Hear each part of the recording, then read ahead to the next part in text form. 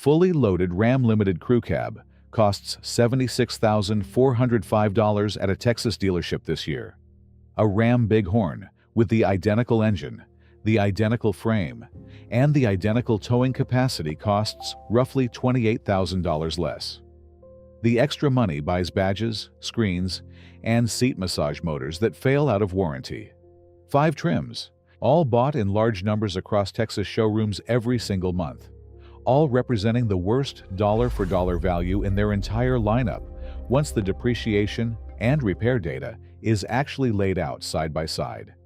iSeeCars and CarEdge both track 5-year depreciation curves across every trim level sold in America, and the pattern is remarkably consistent once you look at enough of it.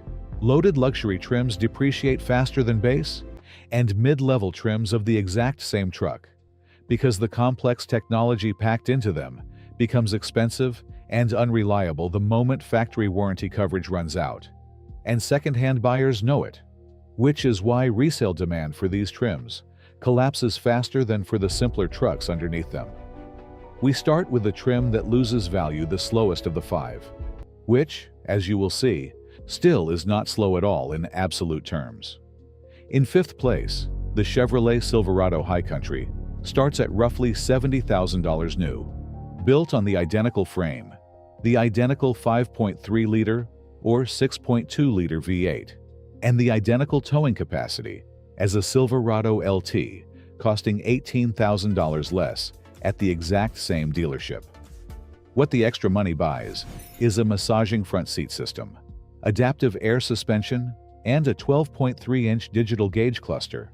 3 systems that consistently top out repair cost lists once they fail outside the 3-year warranty window that came with the truck. CarEdge data shows the High Country trim losing close to 52% of its value over 5 years, compared to roughly 40% for the LT trim, carrying the exact same drivetrain underneath the sheet metal. The air suspension alone runs close to $1,800 to replace out of warranty, and Texas heat accelerates wear on the air suspension's rubber bladders and compressor seals compared to more temperate climates, according to independent suspension shops that service both trims regularly. Buyers are paying $18,000 upfront for features that accelerate depreciation rather than slow it down, and resale listings for High Country trims routinely sit on lots longer than LT listings of the same age and mileage, a pattern any Texas dealer will quietly confirm if you ask directly. The next trim takes that same math and pushes it even further into the same collision course between purchase price and eventual resale reality. In 4th place, the Ford F-150 Platinum trim starts at $68,800, while an F-150 XLT with the same 3.5-liter EcoBoost V6 and the same maximum towing package costs roughly $28,000 less. iSeeCars depreciation data shows Platinum trims losing approximately 55% of value in 5 years, notably steeper than the XLT's roughly 40% curve over the same period. The difference comes down to the massaging 22-way power seats, the panoramic sunroof motor, and the adaptive cruise system, 3 components that appear repeatedly in Ford's own technical service bulletins for failures occurring between 40,000 and 70,000 miles. Basic Ford warranty coverage runs 3 years or 36,000 miles, meaning most of these expensive failures happen right after coverage lapses, which is precisely the point where a Platinum owner starts calling around for repair estimates and discovering the true cost of the trim they chose.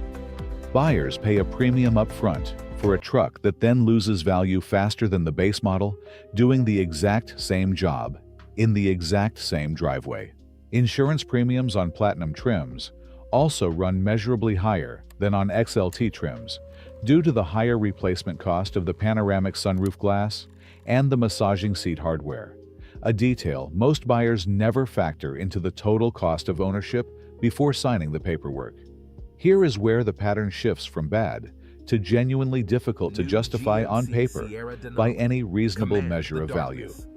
In 3rd place, the GMC Sierra Denali spans $66,000 $100 to $84,400 depending on configuration, while a Sierra Elevation with the same 6.2-liter V8 and identical bed and cab configuration runs closer to $50,000.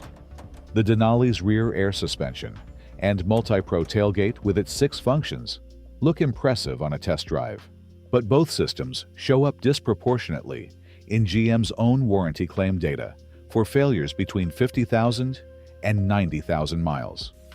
Air suspension compressor replacement on a Denali runs close to $2,100 out of warranty, and the multi-pro tailgate's electronic components have been the subject of multiple GM service bulletins addressing failures of the tailgate step and work surface functions. Car edge tracks. Denali resale values falling roughly 50% over 5 years, essentially matching the depreciation curve of trims costing $30,000 less at purchase. The gap between purchase price and eventual resale value on a Denali is one of the widest of any trim in this entire segment, and Texas dealer trade-in offers on high-mileage Denali trucks routinely come in lower, proportionally, than offers on comparable elevation trims from the same model year. The next entry is not just expensive to buy. It is expensive to keep running the moment the factory warranty clock runs out, and the owner is left covering repairs on features that never affected how the truck actually performs.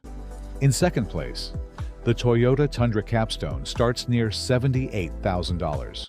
Built on the same hybrid twin-turbo V6 platform as a Tundra Limited, costing $20,000 less. The Capstone adds a panoramic sunroof, a 22-speaker JBL sound system, and a power tailgate, none of which improve towing capacity, payload, or engine reliability in any measurable way, according to Toyota's own published specifications, which list identical mechanical figures across both trims.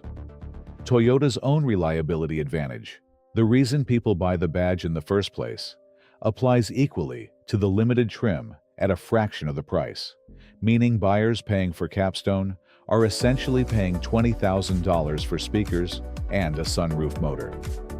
IC Car's depreciation data shows Capstone trims losing close to 48% of value over 5 years, a steeper curve than any other Tundra trim, driven almost entirely by the smaller buyer pool, willing to pay near $80,000 prices for a pickup truck in the first place. The panoramic sunroof mechanism has already generated a documented pattern of complaints related to wind noise and seal degradation in high heat climates, a detail worth knowing for any Texas buyer considering one. And in first place, the single worst dollar-for-dollar value in the entire Texas truck market belongs to the Ram 1500 Limited, and the gap between what it costs and what it is actually worth after 5 years is larger than any other trim covered in this countdown. At $76,405, the limited trim sits on the identical body-on-frame platform as a Ram Bighorn, costing roughly $48,000. Both trucks share the same 3.6-liter Pentastar V6 or 5.7-liter Hemi V8, the same maximum towing rating near 12,750 pounds, and the same frame underneath every panel. The Limited's 48-volt e-torque mild hybrid system, panoramic sunroof, and rear seat entertainment package are the primary drivers of a depreciation rate that CarEdge places at nearly 60% over 5 years, the steepest of any trim across all 5 trucks in this entire countdown. Repair data on the e-torque system shows costs frequently exceeding $2,200 once the truck ages past the 5-year, 60,000-mile powertrain warranty, and independent Ram specialists across Texas report the e-torque battery pack, mounted under the truck's floor, as particularly vulnerable to heat-related degradation in a climate where interior and undercarriage temperatures regularly exceed what the system was originally validated for in cooler testing environments. Buyers spending an extra $28,000 for the limited badge are, according to the resale data, effectively donating that money to the dealership the moment they drive off the lot, since the Bighorn underneath performs identically on every measure that actually matters for day-to-day ownership.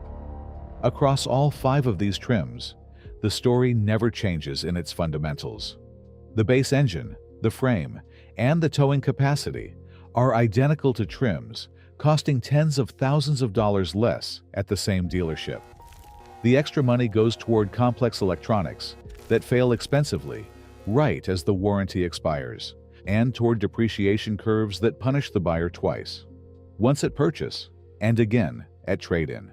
While the mid-level trim, sitting 3 spots down on the same lot, does the exact same job for a fraction of the total cost of ownership.